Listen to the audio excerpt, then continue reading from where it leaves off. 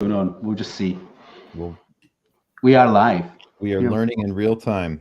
That is it. Yeah, it's like the first. This is actually the first live stream on Gallery Guitar that's not like a concert, like from a venue or something like that. Okay.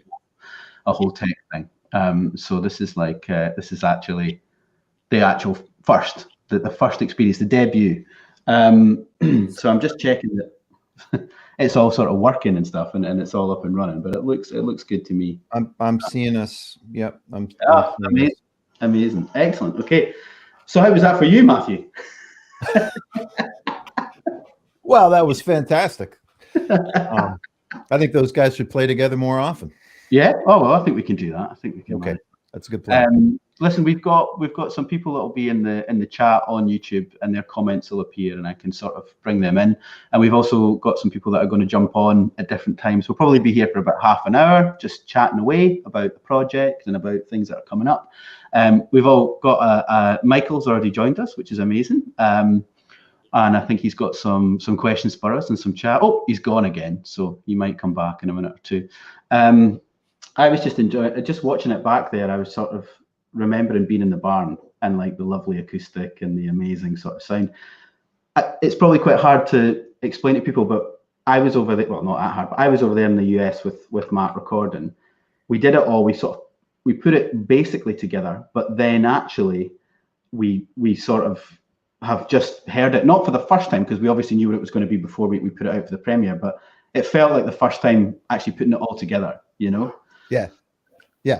It's fun. It's funny because, you know, when you're, producing the material, you're kind of staring at it, but then it's very different to have it, come out so that the people can watch it and experience it too. It feels very different, even though it's exactly the same thing that we've been working on.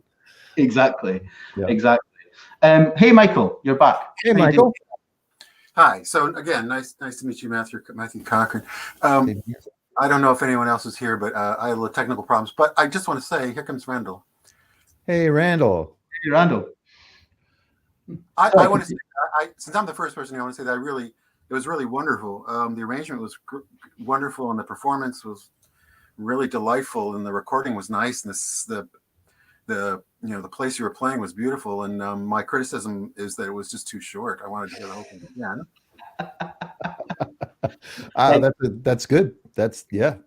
I can see some improvisatory sections actually coming in. Like when we decided we were going to take on that material, I think we made, well, at least I made a kind of conscious choice to make it as notated and kind of clear as possible, because we're on different we're sort of working from different countries. But I think as we start to perform the material live, there's a lot more opportunity for expanding the arrangements, and that's something I would definitely like to do, particularly I think in that B section where like we've got a bunch of chords that sound really, really good on a guitar, like just kind of playing along with them. So it's going to give somebody else an opportunity to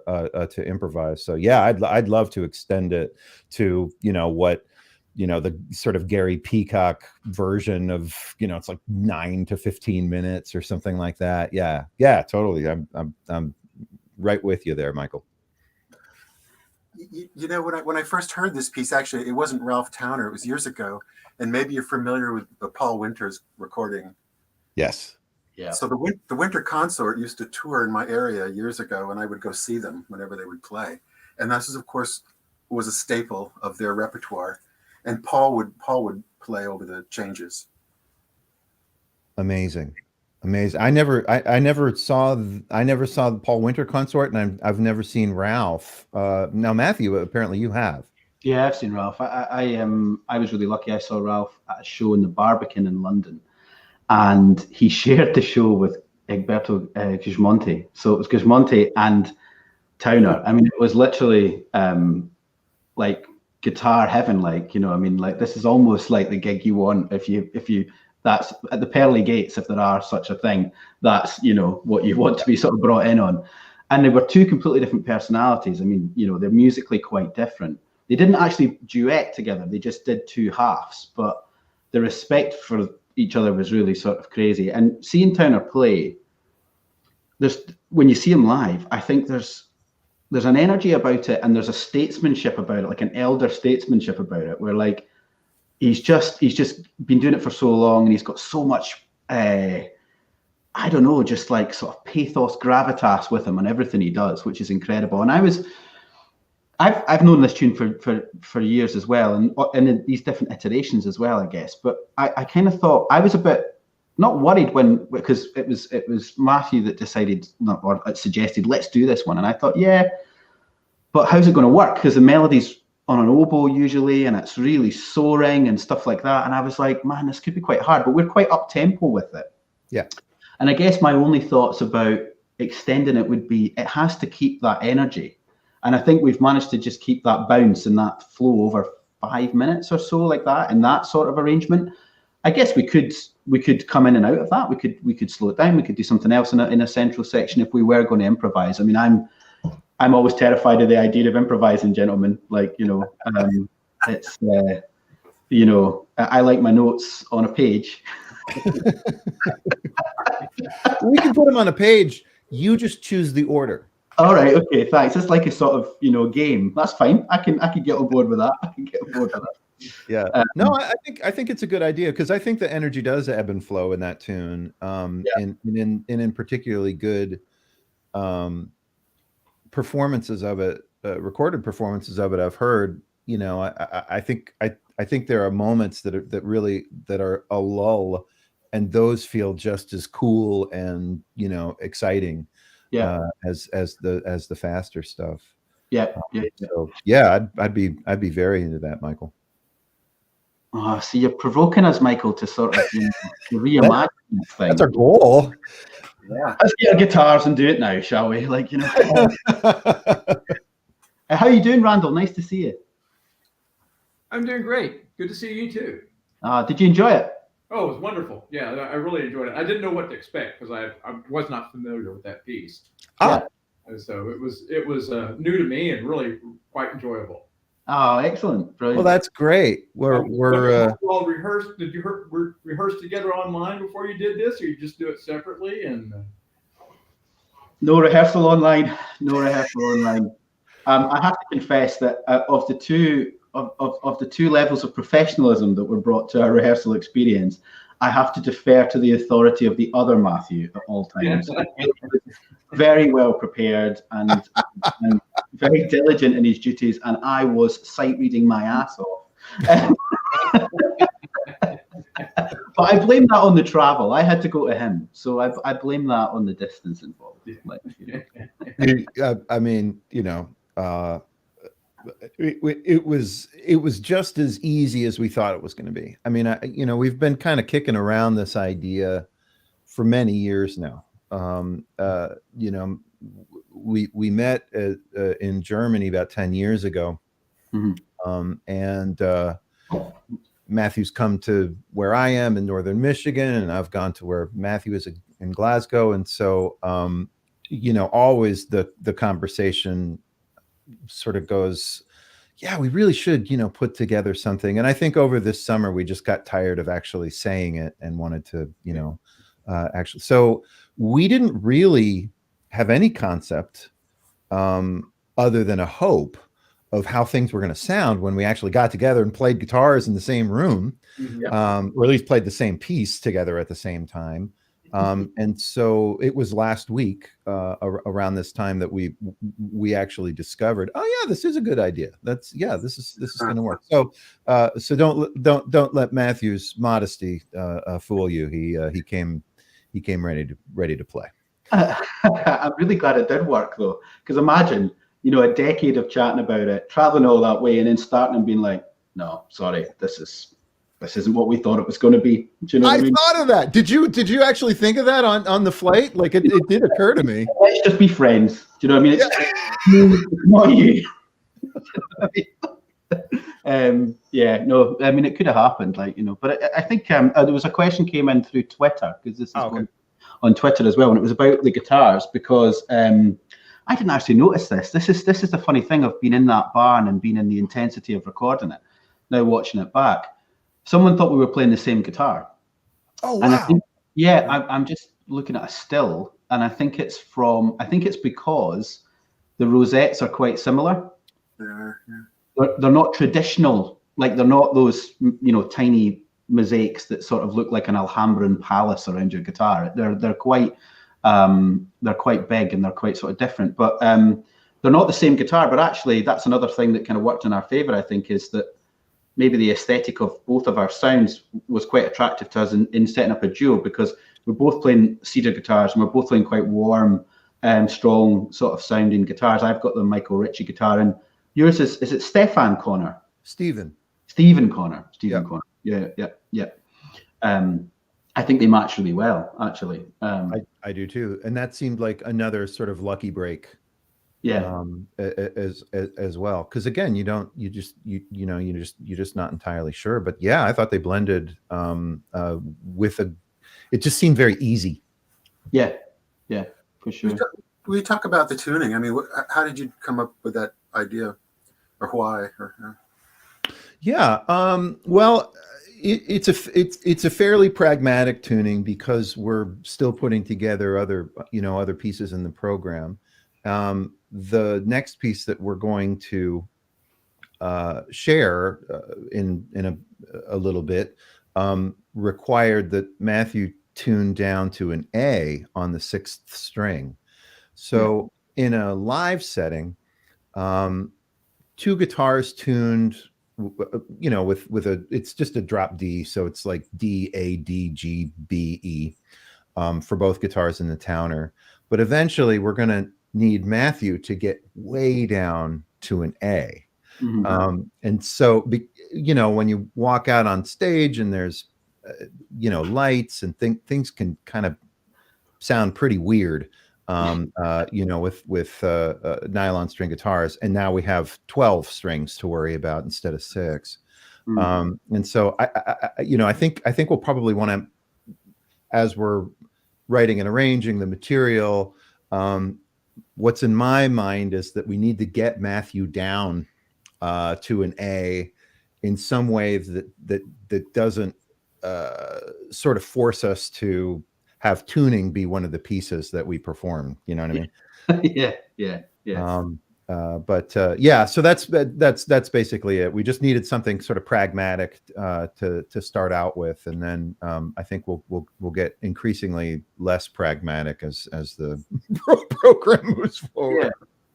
But then that might also lend itself to the way we're presenting things, because we're going to be doing live concerts. We're going to be performing for when we're actually all together in real situations. But then also equally, I think we're embracing like even pairings of pieces. The next piece we're going to release, and we'll release it in the form of a music video, will be Philip Glass, and it will be the second Metamorphosis. So it will be, again, very sort of like atmospheric music that's not right away from the sort of classical guitar duo canon. It's somewhere sitting outside of that. And I think in a way, the way we're presenting it with the music video and everything already kind of done, and then we're sort of sharing it, it'll be interesting to see how it adapts in a live situation. Like, how do we deal with those difficulties of preparing that music that's like, art music's a weird term, but that kind of thing, it's not necessarily like your traditional program of a recital, like Baroque piece, 19th century piece, sort of piece from the sort of post-Segovian guitar canon, and then something that was written yesterday. We've deliberately paired the Towner and the Glass in this first sort of work together, because we really like the pieces, we're drawn to them, and there's something about the sound worlds that sort of contrast each other, but also have some similarities in the way you might listen to the music and the way you might enjoy the music. It's a bit different from the norm, if that makes sense. It's me kind of just at this stage thinking about how it comes across to me. Well, Philip Glass, that sounds exciting. That's going to be, I'm looking forward to hearing that. It's beautiful. It's absolutely beautiful. We've got a question here that's just come in, which was from Philip, and it's Philip Tadman. I've seen some duos who have identical guitars. Do you prefer some contrast where the guitars are different. Okay. That's cool. Yeah. I have two. I don't think Matthew and I have ever spoken about the Bream and Williams recordings, but they will always be my favorite guitar duo recordings. You know, those amazing duos that came after them, the Assad brothers, etc. You know, who do play identical guitars. They blow me away. You know, I think they're really pretty magical. But for me, you know, like ground zero for like guitar duo repertoire and the sort of spirit of it are those Bream and Williams recordings from the 70s. I think they're incredible, and they couldn't have had more dissimilar sounds, which I think is kind of the charm, partially the charm. I think you also like really hear their personalities coming through. I mean, literally in the live recording, you can sort of hear how, you know, kind of buttoned up Williams is and how, you know, Bream is not so much. And that's really cool. But it also sounds like that on the record. It's at least from my standpoint. So when we got together, and there were some very kind of, I think the differences are fairly subtle between Matthew's guitar and my guitar, but I got to like that quite a bit when we were in the barn, and I sort of felt like, and especially when we came back to my house where you know, I'm in the studio where we put the projects together, and it was really fun to hear the differences in the sounds, and I don't know, I found that to be pretty charming. Would it bother either you, Randall, or Michael? Like, would it be something that you would think about? You know, like, okay, everything matching. Doesn't really matter to me. You all blended so well together that it was marvelous, and I don't think there was, at least to me, a distinguishable difference between the instruments. They merged very, very well, and you as players were, you know, perfect together. Yeah. That's great to hear, because I mean, it's like we were just doing it a lot of it on intuition. Of course, we were doing the rehearsal in a sort of, you know, ordered professional manner. We've been through the mill of degrees in music and coaching and all these kind of things. So we were bringing all of our normal skills to the table. But I mean, I think for some reason we seem to have worn shirts from the same oeuvre, which was completely not. And Mike, you've got on board with that as well, without knowing. You know what I mean? Like, you know, you're not here. This might just be a uniform. Do you know what I mean? I don't know what's going on there, but for some reason we've decided to do that. That was not pre-planned, I must say. But good on you, Mike, for also joining in on the. Well, we should give Randall a chance to go change his shirt if he can. I just did a memo. I would actually have to get a shirt that would match. I'm afraid I'm not equipped properly to join the uniform there. It's a great question from Philip. It really was. I mean, like, I actually think that in some ways having, you know, because it's something that you see quite often with like younger groups and younger ensembles when they're starting out, is like, let's all wear the same shirt, let's all like make everything uniform, let's all get everything together.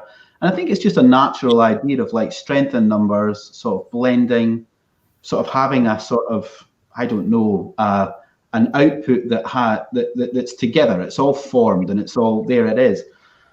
But I think like why we've decided to get together and do the duo is because actually like we both like what each other does independently and respects that musically, and then wants to explore how that can work together. So like what you were sort of saying, Randall, it's like we've obviously worked to make it come together, and we'll continue to do that. You know, so maybe the guitars matching, or because it's right. Now Philip's mentioned that, I'm like, lots of duos do that. Like everything's exactly the same, and there's obviously a reason for it. You know, it hasn't occurred to me as like something that we really need to do. Yeah, it must depend on the arrangement too, I would think, because there's the risk of like too much happening in the same timbral space, and I know I might get confused about what I'm hearing. But I suppose most of my, depend on the arrangement. And I tell you, Mr. Cochran, I was just waiting for the tremolo to come in for that melody. I never heard it. Well, I'll fix that with the next arrangement. I promise. Are you tempted at all? I mean, you're right. You're right though. The fact that the guitar. So when Matthew and I met, I was actually in a guitar quartet, and that's an even bigger set of complications when it comes to overlapping timbres, overlapping similar timbres. And I think with the duo arrangements, and I've got a bit of I was working on a new one just this morning, and so I think for me the idea is to make it sound as much like one big guitar with four hands as I can, and there are places where you want that to be different, and there are places where you want that to kind of be the same. The little descending slur stuff, it's exactly the same line that Matthew plays and then I play, and then Matthew plays and I play, and of course you can't do that on a single guitar. And so that was the first thing that I wanted to add, which was completely lifted from the final chord that Towner plays in those first recordings. He hangs out on that really like kind of eerie sounding chord, and I just loved it so much that I wanted an entire opening to sort of build out that idea. Yeah, I think one of the things that I like the fact that we started with the Towner, and then we're going to Glass, and then we've got ideas around Chick Corea. We've got ideas around. We were even talking about some film music. We're not. I mean, we will be doing some more, let's call it traditional, for want of another word, repertoire. But that's not where our ideas have gone right away. And when you watch somebody like Ralph Towner play, or you listen to him, and if you come from a classical guitar aesthetic, it can be quite jarring. You can go, wait a minute, it's a bit, maybe not as clean. It's not. There's a lot of sort of fret noise, or buzzing, because it's spontaneous. It's often completely improvised. It's one take. And he chooses to play lines that are more akin to like a saxophonist than they would be like a guitarist. He doesn't sit in a pentatonic scale, or like there's just a harmonic minor scale. He really jumps. There's big intervals. There's big leaps. Things that when you're improvising on guitar, it tends to all be pattern based. When you're learning these things, you're sort of repeating these riffs or these fragments over and over and over again. And I was always taken sonically with like, oh, I love this music, but it's not classical guitar, but it's on a nylon strung guitar. And I think he plays with timbre in a very different way to how classical players approach it. So when we approach Ponticello in like an arrangement of Albaneth or something like this, it can be a very accurate Ponticello representation.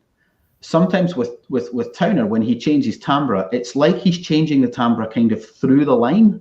He's not doing the line in a response or in an echo in another new timbre. It's almost like the timbre's changing as he's letting that idea come out. So immediately when we started working on Towner, I was like, I'm not sitting here like a classical guitar player. And I'm also not sitting here pretending to be a jazz guitar player, but definitely thinking about the sound in a different way, if that's coming across. I don't know if that makes sense, but that's kind of how I'm feeling about it. Drew has a really good question here. I don't know if you're seeing this, Matthew. Okay, yeah. I'll let you handle that. Oh, thanks. Yeah, because Drew was doing the heavy lifting. That's all I'm saying. Great question, Drew. The challenges. What challenges are you finding with the piece by Philip Glass? There's a lot of challenges with Glass because, Glass is a little bit like, we have a thing over here in the UK called Marmite. You ever heard of that? Yeah. Yeah. It's like a spread that you put on like toast or something like that. And people either love it or they hate it. It's like, you know, it's either like absolute hate or love, right? And, you know, the funny thing about glass is quite often the people that hate it, when it accidentally creeps up on them in a different setting, they love it, you know, like in a movie or in some other use of it. Sometimes I feel about the music is like it's an accompaniment to something else, you know, and it creates this atmosphere that's really beautiful. So there's a lot of challenges. Like I think, you know, both Matthew and I really love the music, so we had no problem, you know, with the sort of philosophical idea of like, is it good music? What is it? We were just like, we love this. This is great. Let's get into it. The challenges, though, I think are that you have to be so accurate with every single note, because if anything isn't quite there, it's so obvious in minimalist music. The absence of like huge amounts of complexity harmonically actually means that like you're shining a light on everything. So if something's out of place, it is incredibly obvious. So you have to be very precise. Also, it's a keyboard piece, and I'm playing the sort of right hand of the keyboard more than the left hand, which Matt's playing most of the time. So the arpeggios get more complicated for my part in the glass, which you'll see. And I've recorded glass before. I've never recorded it in a duo, which we've just done, but I've recorded it in a quartet. And I recorded it with Uros Baric and Alan Neve and Sasha Savoloni. So a couple of great guitarists based here in Scotland, and then the Slovenian guitarist Uros. And we got together and we did another string quartet a string quartet that was used in a movie, and we did it for guitar quartet. And I had to play billions of these types of arpeggios again. And I tell you, I'm rambling here, Drew, but this is I think this is quite interesting, is you can play all these arpeggios and you could play them like a rock guitarist would play them. Like you could play every single note in its own little pocket, like like a machine gun. And I've heard a lot of people approach glass in that kind of way. They play it like, okay, it's a 6-2-split, so it's going to be 1 2 3 4 5 6 1 2 3 4 5 6 1 2 3 4 5 6. It's just going to sound like bang bang bang bang bang. And then when you hear Glass play them, and he's not the world's greatest pianist, but he's got the musical intention behind what he does. He wants them to be almost like these atmospheric sprawls, and the dynamics are so important within them. So I think you'll hear the way we've done it is that like they're building all the time, and they become textural, and they become little organic sort of bubbles of rhythm, rather than like these hyper quantized, accurate sort of like rhythmical things. Does that make sense? I'm always asking for like approval. Does that make sense? No. We talked about this before we got together. That's kind of how we have to rehearse, is we sort of verbally plan, because we can't, be in the same place always at the same time. And so, I'd been listening to a couple of recordings, and Matthew had been listening to a couple of recordings and of the original piano versions of it's Metamorphosis #2, by the way, is the piece that we've arranged. And we both kind of landed on really liking the way Glass plays his own music. Yeah. And I have to admit, I was pretty surprised by it, because when I think of Glass's music, I usually think of the music that shows up in film. Mm-hmm. And even if it's Glass performing, because of the setting of that music over whatever's happening in the screen, it always, to me, feels very like hyper accurate. That isn't the case with Glass's own performance of his music. It's extremely expressive, and doesn't, like you said, like this, like super quantized. It's not there, which really felt like it was pretty freeing. A lot of my experience playing minimalist music, dedicated minimalist music, is against pre-recorded material, like Steve Reich, Electric Counterpoint. You don't have a choice there about what is going to happen with the tempo. It's already set, because it's the recording's already made. You're just playing against that recording. So it was really actually kind of fun. It felt, as much like playing, well, maybe not quite, but it felt like some sort of hybrid between playing, I don't know, like Chopin and and Philip Glass, more than we were like totally having to follow a metronome and feel really strict with the time. At least that was my experience. But I had the easy part, so. Yeah, I'd just like to second that.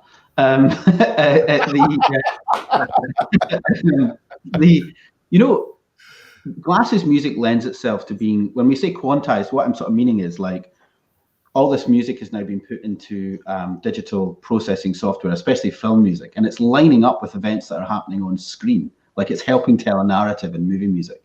Rock music is like this now. Like a lot of rock music is unfortunately quantized, where like the drums are actually made to line up. So things have been played in a particular place and they've been moved to line up. And you can tell, if you're a musician, you can tell someone playing live with feel, and they're maybe subtly changing the tempo just before a chorus or the exit of a verse or whatever it is. And when we listen to Glass, he does all this. He's constantly slightly, there's a tell almost that something is about to change, that there is about to be a metamorphosis happening in the piece. But whereas with some of the more clinical recordings, there isn't. It just literally changes. And I think there's become two schools of thought on minimalism, which is one, this like not about the individual, not about the interpretation in terms of like the human idea, more about the regurgitation of this stuff. And Drew's kind of gone on to say like the accuracy is an ongoing aspect of minimalism. It's harder than people realize it is. And it really is actually, like, because I could do the arpeggios once, but can I do them 100 times perfectly? No, of course not. There's going to be some difference. And there's going to be some difference in undulation. There's going to be some difference in contour. And that's where I thought of the music as more of like a meditation. So you were trying to, rather than like create like a little melodic fragment, you were creating a feeling for 8 minutes. I mean, the Glass is about 8 minutes, I think, the recording. And it'll be a week or so. We'll get it together and we'll release it. And maybe actually we'll do one of these after the Glass, and we'll maybe show people. We can maybe get our guitars, Matt, and we could actually like show this is what we kind of had to do. Great. To make it work, because I mean, we've just started these live streams and it's great to see people coming on, and it's also great to see people posting questions, so we can develop it a little bit and actually do that, whereby we sort of actually show how we've made it work. But I think I thought of the Glass as the meditation is the simplest way for me to put it down. It's like it was a larger thought and a simplistic thought, rather than sort of that call and response idea in music. Right. Although it's funny how similar the recording process was between the Towner and the Glass. We really, again, this was a thing that we didn't really discuss. But I've been in ensembles that really wanted to be very kind of microscopic with their with how much material they wanted to record. Matthew and I opted for much longer takes, and no like punching in or anything like that. I think it's important. I think it feels like real. I like to see a document of a performance when I'm listening to a recording, and that's I think what we were able to. I hope that's what we were able to do. Fingers crossed. We've been chatting for about half an hour, which is probably enough for everybody.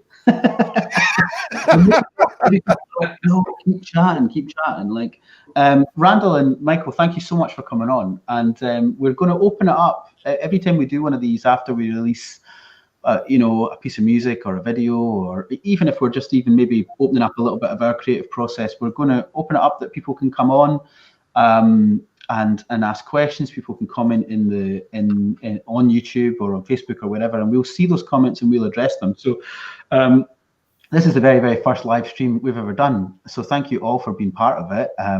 Even just the people that have just been watching and listening. And no question is too, as you can tell from my ramblings, no question is too daft.